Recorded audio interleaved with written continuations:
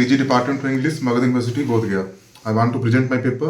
My title of the paper is Education, a Pillar for Character Development. Good morning दोस्तों, पहले चलते हैं अभी सभी लोग आज लिटिल लाने के लिए। उसके बाद आपको जो भी आज आएगा दिखाएंगे, आप सब बने रहिएगा। आज ओशो पे बात होगी।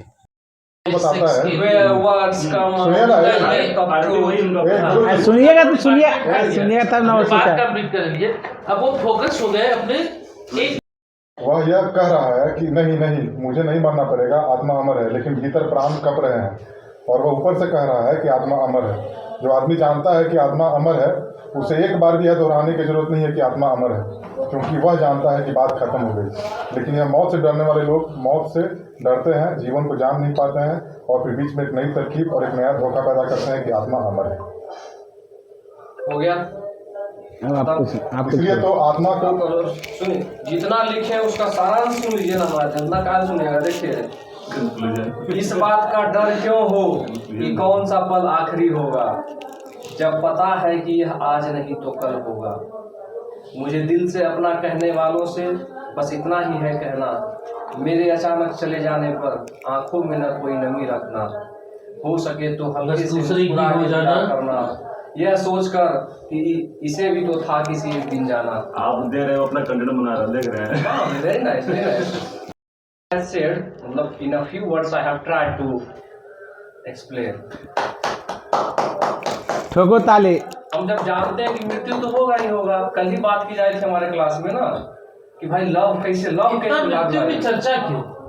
इसलिए क्योंकि यह अटल सत्य है, सब जानते हैं। एवरीथिंग चर्चा पाया, रेस्ट आर होम चर्चा क्यों?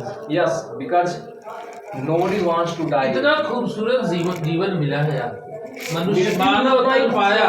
मृत्यु भी उससे ज्यादा खूबसूरत है सर, है ना? तो आप वही कह रहे कि वो भैया हमारे बोल रहे थे कल क्लास में कि आपको क्या पसंद, मीठा तीखा क्या पसंद है?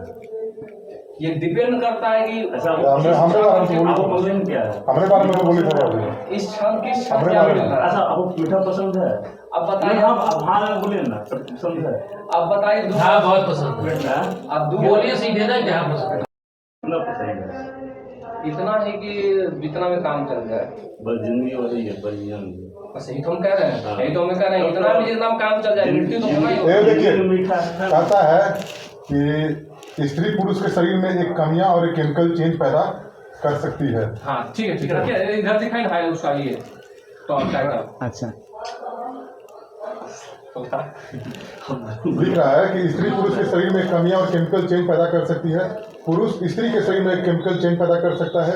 यह भी ख्याल हुआ कि स्त्री का छूना और मेरा वापस लौट आना यह कैसे हो गया। फिर तो यह अनुभव हुआ कि इस बात तब मुझे समझ में आया कि हिंदुस्तान के जिन तांत्रिकों ने समाधि पर और मृत्यु पर सर्वाधिक प्रयोग किए थे, उन्होंने क्यों स्त्रियों को भी अपने साथ बांध दिया था। गहरी समाधि के प्रयोग में अगर शरीर के साथ तेजस शरीर चला गया, सूक्ष्म शरीर चला गया, तो बिना स्त्री की सहायता के पुरुष के तेजस शरीर को वापस नहीं लौटाया जा सकता है। या स्त्री का तेजस शरीर अगर बाहर चला गया तो बिना पुरुष की सहायता के उसे वापस नहीं लौटाया जा सकता है।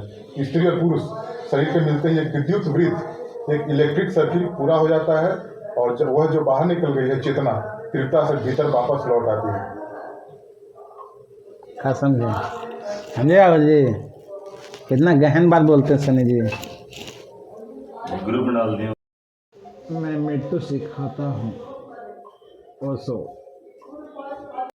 कुछ बनाने मन नहीं करता, लेते हैं फिर नाश्ता निकलते हैं। सभी चार लोग खाएंगे बैठ के, क्योंकि नहीं बनाने मन करता भाई सुबह सुबह खाना कुछ भी। चलो लेके चलते हैं, खाएंगे और सभी लोग। तब चलते हैं क्लास, क्योंकि आज कुछ प्रोग्राम का ऑर्गेनाइजेशन मतलब करना है वहाँ पे, क्योंकि जैसे कि आए थे सर, तो रिटायरमेंट है सर का 23 तारीख को ही, तो 23 तारीख को केमिस्ट्री में प्रोग्राम होगा, उस पर कुछ करना है, तो चलते हैं। और एक चीज़ आपको मैं बता दूं, बहुत सारे छात्र भी इंक्वायरी रहेगा उनका जो है कि पंकज भैया 20-22 का रिजल्ट क्यों नहीं आ रहा है, तो उस पर एक बात करेंगे, ठीक है। तो अभी चलते हैं, क्योंकि एक मेरे पास रखा हुआ और एक स्टूडेंट आ जाएगा मेरे डिस्ट्रिक्ट से ही आएगा, लगभग लखीसराय से, उसका क्या प्रॉब्लम है, 8 महीने से पहले वो जमा किया हुआ है, नहीं बना है। तो मैंने उनसे ये कहा कि आप मुझे आके दिखाइए पहले, मैं आपका कागज़ में चेक करूँगा, उसके बाद बताऊँगा। तो आता है तो आपको ज़रूर बताएंगे क्या क्या दिक्कत है, कैसे दिक्कत है। ज़्यादा कॉम्प्लिकेटेड हुआ तो आपको ज़रूर बताएंगे। तो चलिए फिर क्लास चलते हैं। PG Department of English, Magad University, Bodh Gaya. I want to present my paper. My title of the paper is Education, a Pillar for Character Development. Sir, as you know, education is the most powerful weapon which we can use to change the world. Rightly said by Nelson Mandela, the great anti-apartheid revolutionary. Character is one of those overreaching concepts that is subject of disciplines from philosophy to theology and from psychology to sociology, with many competing and completing theories. Thomas Likoma defines character education as the deliberate effort to develop virtues that one good for the individual and good for society.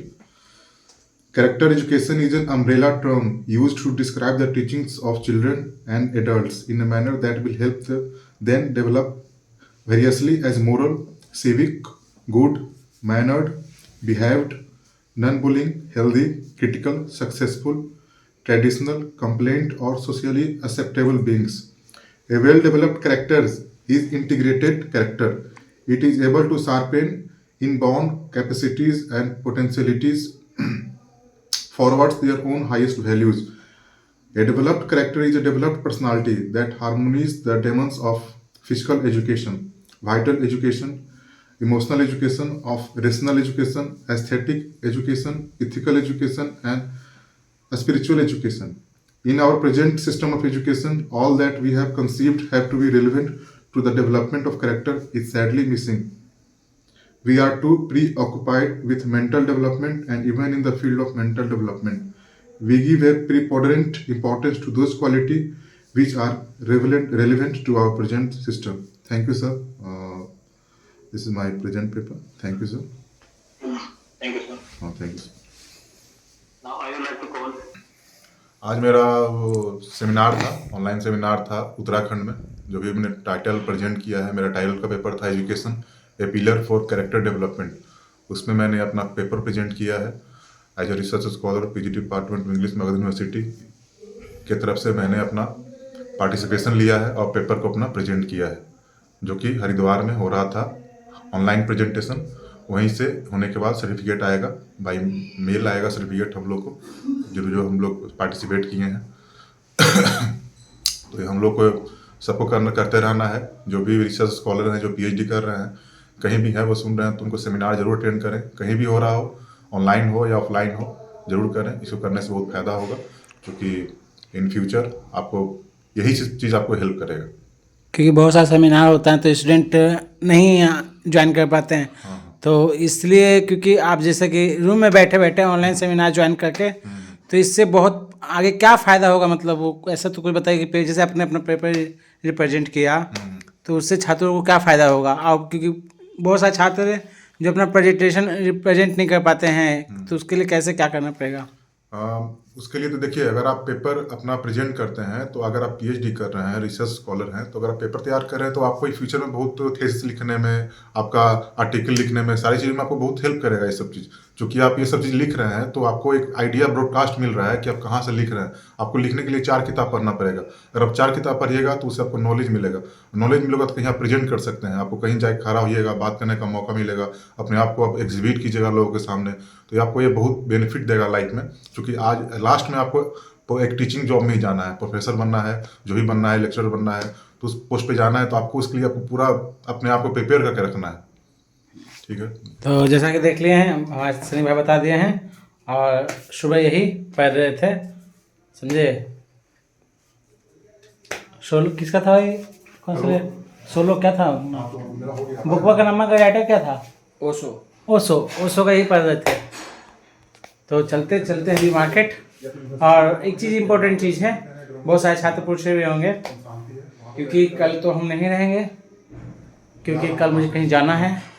हो सकता है कल हम विश्वविद्यालय में ना रहें, क्योंकि कल मुझे सेंट्रल यूनिवर्सिटी जाना है इम्पोर्टेंट के लिए, कुछ काम है।